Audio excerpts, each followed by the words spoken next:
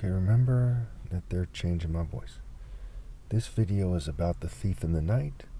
It is about Joel chapter 2. It's about the Garden of Eden. It's about the fact that Jacob is said to be a fire and Joseph a flame. In Obadiah 1:18. In this video, you'll see why there's a transformation and a summoning. Okay, there's people doing witchcraft, acting like punks, but that's not the essence of what's going on. The essence of what's going on is God's allowing this world to go to hell and people to be punished to the extreme because they failed the test leading up to this, like the parable of the 10 virgins. They weren't scrambling every generation to teach their kids the right thing, and it's now come to a head. God will not be mocked. You reap what you sow. So when we get to verse 3, okay, it says, before them a fire devours, behind them a flame blazes.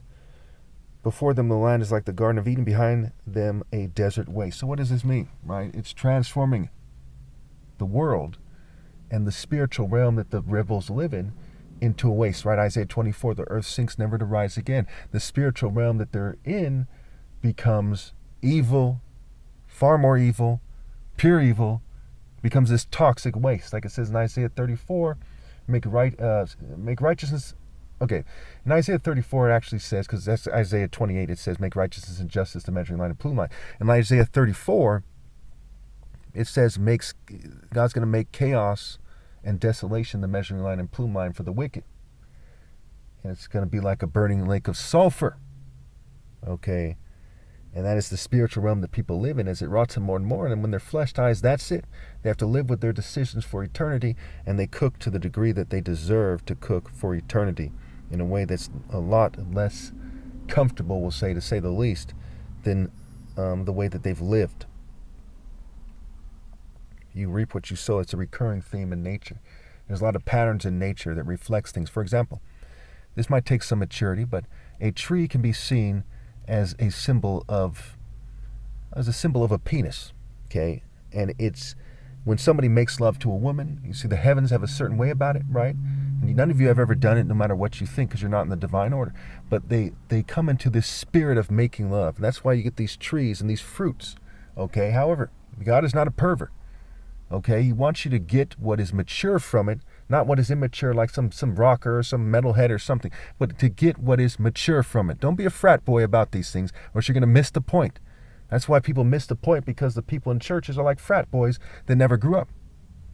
So the fruits of making love, of being in love, and being in the spirit of love, okay, it's like a tree in a very beautiful place where it goes up to the sky and it bears fruit, okay? And in the spirit of the life, which is more than just, making love to somebody, you get certain fruits, right, that you can't put your finger on. And the patterns in nature help you describe them. The fruit of the righteous, not just making love, but being righteous in general, is like the best fruit from a tree. Apple tree, whatever pear, oranges, whatever, right? It's like the essence of what that is triggering in your being when you eat a very precious fruit and you have a good heart. If you have a bad heart, you're just a wicked, ungrateful dog eating some fruit that you don't deserve to eat. When you're righteous, like into the essence of that beauty. People who don't understand that are very stupid. People who think they should persecute me, very out of touch with reality, very disgraced. Let's start at the beginning of the chapter, shall we? Joel chapter 2, an army of locusts. Okay, so, okay.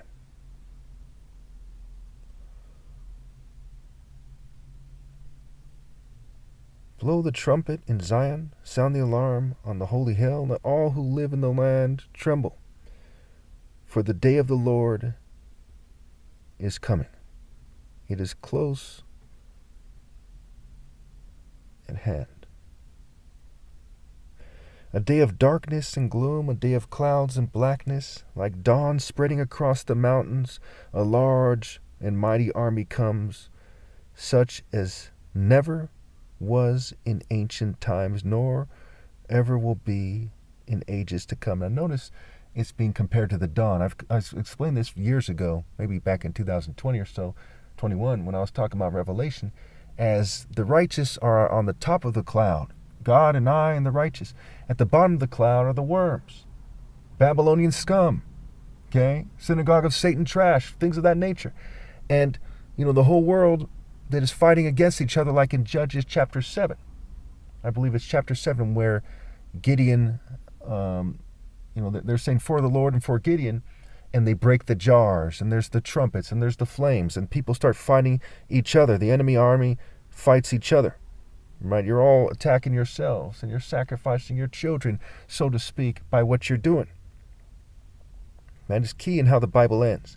When you're not able to be righteous, you're leading people astray, and you're doing your friends and your family harm, right? A lying tongue harms those it hurts, and a flattering mouth works ruin. That's what it says in Proverbs. So, the dawn spreading across the mountain is the righteous. And just like your feet hurt when you trample, one can look at it as the feet of God, okay, are trampling these people. These people are like the feet, but they're not even that because they're not holy, okay? They're just idiots fighting each other. They're included in the description. They've blurred the description for the blind to be led astray. Okay, but they're not a part of God. So if God, we'll call them the shoes of God instead. They're the shoes of God. And they're being worn out and made ugly by trampling the wicked. There's something to that effect. And God is using them against their will. They're mindless like shoes. So we'll call them the shoes of God. Okay, and they're trampling each other. So eventually God smacks his shoes together, throws them in the fire kind of thing. Okay. So he says that this large and mighty army comes, such as never before in ancient times, nor ever will be in ages to come. So there will never be an army that mighty and that great again. And the Lord is a warrior. The Lord is a warrior. So why would that be? There's an army that's mighty. So it's talking about in that context, it's saying in this world, there's going to be a bunch of pansies, a bunch of Futurama punks, right? A bunch of Simpsons and Lemmings and so on and so forth. The mighty warriors are going to be somewhere else.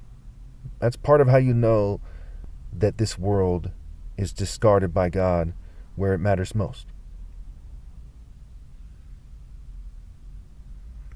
Before them a fire devours, behind them a flame blazes. Before them the land is like the Garden of Eden, behind them a desert land. So in Obadiah 1:8 it says Jacob will be a fire and Joseph a flame.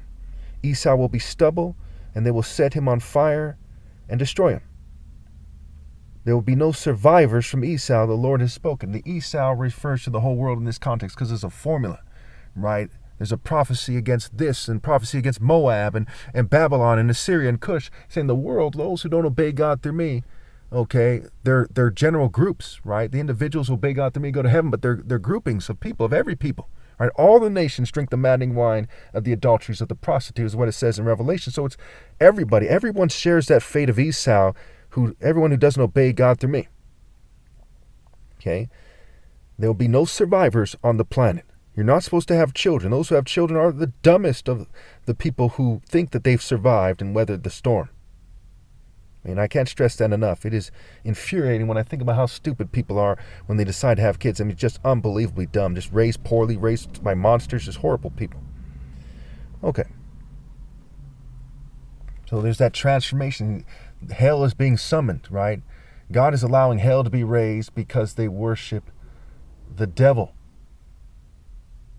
God is allowing hell to be raised because they worship the devil. We see that in Revelation 8 and 9 and also chapter 16, where it says they refuse to repent and stop following idols.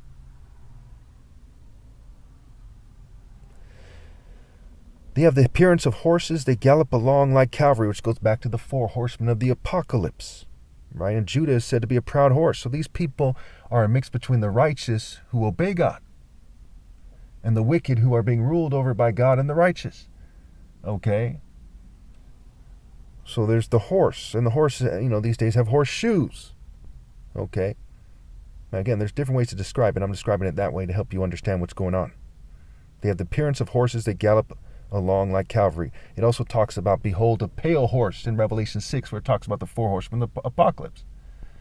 And it's going to say something to the effect of, they look pale. They look sickly and pale because the horse is a spirit. Right? The chariots of the Lord, the horse of the Lord, the cavalry of the Lord, these are spirits. With a noise like that of chariots, they leap over the mountains. Like a crackling fire consuming stubble, like a mighty army drawn up for battle. At the sight of them, nations are in anguish.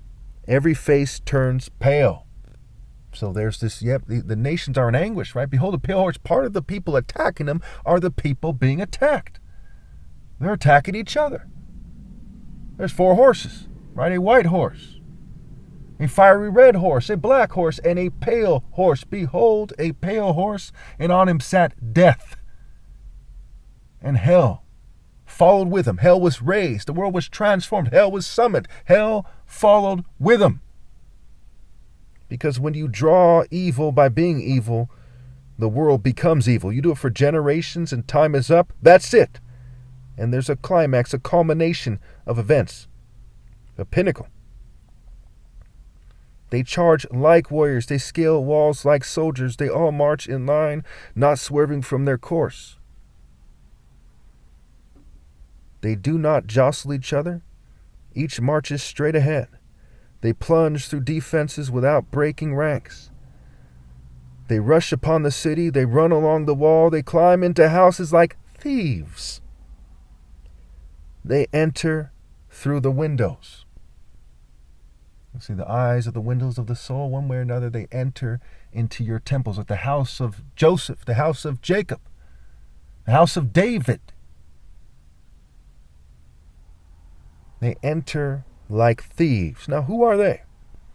They're an army, right? We see in Revelation, okay, I want to say it's chapter 16. I think it's chapter 16, where it says, look, I come like a thief in the night. Blessed are those who remain clothed, right? Fine linen stands for the righteous acts of the saints, Revelation 19. Blessed are those who remain clothed, so as to not go shamefully exposed, right? The 10 virgins having the righteous acts, the fine linen. Okay, this stands for the righteous acts of the saints. Keep your lamps burning. The lamp of righteousness, the lamp of justice, the lamp of obedience, the fire of God. I came to bring a fire, the oil of joy, Psalm 45. So they come like thieves. Now, is it referring to some punk in some kind of grouping, army, gang, what have you, that is robbing people? No. That is hardly what it's talking. It's basically not talking about that. That's just something that's going on at the same time. Your life worth is being taken. You're being marshaled. You are being taken captive. You are a human captive. Everything that you have is taken by the army of God in the spiritual realm. Not by, the corrupt police in a foreign country or in this country, or corrupt military or gangs who are collaborating with the government and the churches. No. Not by Freemasons who are snickering like, and corporations after ripping people off, the knaveries of the stock market and insider trading. It is talking about Christ taking your souls, snatching them to the devious he shows himself shrewd. It's talking about me, God and I, God and me, snatching your souls and sending you to hell, snatching your life worth. God also taken my flesh from you, my presence from you, which means your planet is worth nothing. Think of the planet as a bunch of pedophiles and dogs who worship them, saying, yay, and saying that they worship them. And then the righteous guy comes and tries to reason with them. The most righteous person ever, the last righteous person possible. And anyone he convinces, and he himself, their flesh dies, right? Their flesh die, and they're gone. Now what is the worth of the planet? Nothing, just a bunch of scum. And what awaits scum? Idiots do stupid stuff. Stupid is as stupid does, and stupid goes to hell.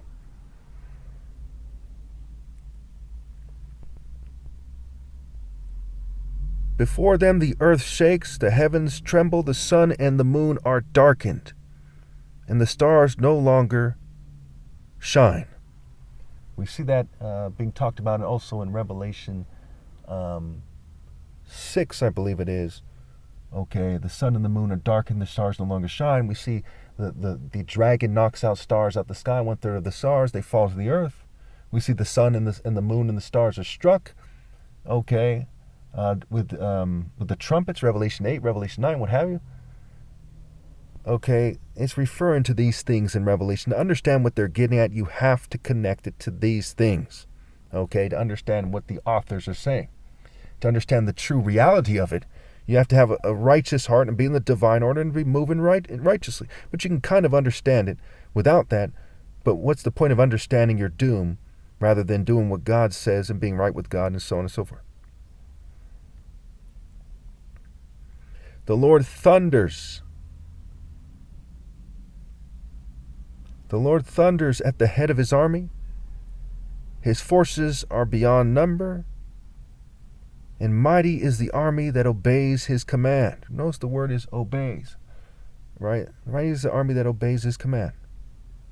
The day of the Lord is great. It is dreadful. Who can endure it? So the Lord thunders. I was supposed to put this here where there's somewhere in the Bible it says that the Lord roars. I think it's Joel, right? The Lord roars from Zion. And he thunders from Jerusalem. So there's something going on in the spiritual realm, like when it literally, when there's little lightning and thunder, right? The voice of the Lord, so to speak, but in the government's kind of doing something funny with the weather, but when there's natural and literal lightning and thunder, there's something spiritual going on. It's reflecting something spiritual as well. So Jerusalem, there's two of them. Just like I said, above the cloud and below the cloud. We see in Paul's letters, Galatians 4, Jerusalem in the sky, Sarah, and which refers to the true Zion, the true Jerusalem, the true righteous. And Jerusalem in this world is called Hagar, Hag, R. Who are they? And Hag, Ha, G, Gaia, Gaia, the earth deity, finding their life in the world. Ra in Hebrew means evil. And Ra in, I believe it's Greek, when it's talking about Egypt, refers to the sun as a symbol of God. Okay. The Egyptians were trying to describe that, and we see that in the Old Testament as well, as Pharaoh elevates Joseph. Okay, and then later on, Ramses the Great is said to rise to power, and he's a wicked Pharaoh, at least at some points, and so on and so forth. Okay, and it says, woe to you, call good evil, and evil good. And we see in Isaiah, I believe it is, where it says Egypt, right? The Egyptians are the people of God. It says the Jews are the inheritance of Egypt, my people, which goes back to the hawk spreading his wings by the wisdom of God in Job. And in various places in the Bible, it says that things become a haunt for jackals. Okay, and the jackal in Set, and the hawk and the falcon in Horus, and the word hours is Horus scrambled. So you see how there's these irrefutable connections. Horus can either be the true form of the Son of God, or is a pagan deity. We do not see the true form of the Son of God depicted masterfully anywhere, but the closest thing perhaps is the Narmer palette, but they've edited that over the years for you to see the original. Okay. Christ is more like a very masculine, basically it is me. So, someone who's 6'4", light-skinned, black person, right? A mulatto, from a black African patriarchal line. Okay. Shorter hair. Maybe about 195 pounds, right? Not that big, okay? Similar to Jordan's build or something, but Jordan, I think, is taller than I am. Okay, this is how Christ looks. So who is this white guy with long hair, so on and so forth? Now, I don't care about race, but it's a false image, right? It's Serapis, it's Zagreus, it's Dionysus. Look at the various depictions of Serapis, Zagreus, and Dionysus. Go the distance to find as many depictions as you can. It'll be clear to you it's just a variation of that. That's the Antichrist. The broad is the way to destruction. There's churches everywhere. There's 380,000 churches in America alone. Okay. House divided cannot stand. 20,000 denominations. That pattern, that formula fails. Pretty straightforward. Also, the word thieves, okay, is a play on words for Eve, or thief. Thieves, yeah, it's a play on words for Eve's hit. So Thi becomes Hit, and Eve's, right? Eve's hit, and Lilith is ill hit. And Eve became Lilith in a sense when she took the apple, okay, or the forbidden fruit rather. It's fruit because it's fruit in general. It's the works, right? She followed the works and the ways and the paths and the leaders of the serpent. And she became this Lilith-like being. And they try to confuse you with the Gospel of Enoch and so on and so forth. But the truth is not perfectly said in the Bible. It's not perfectly said in the book of Enoch or whatever. Okay, a bunch of rabbis wrote a bunch of stuff. A bunch of people wrote a bunch of stuff. The truth is pretty straightforward. If you have a good heart, you know what's righteous. If you have a good heart, you know that the Son of God is going to be some kind of a black person. Okay, and after I'm gone, you know, your race doesn't matter. Wherever it matters, it matters. Wherever it doesn't matter, it doesn't matter. Okay, no one's going to be right with God after my flesh dies unless they obey God through me. And after the last one who obeyed God through me dies, that's it. And no one should have kids no matter what. Straightforward. They can't bring in a child and then bring them to God. It can't be done.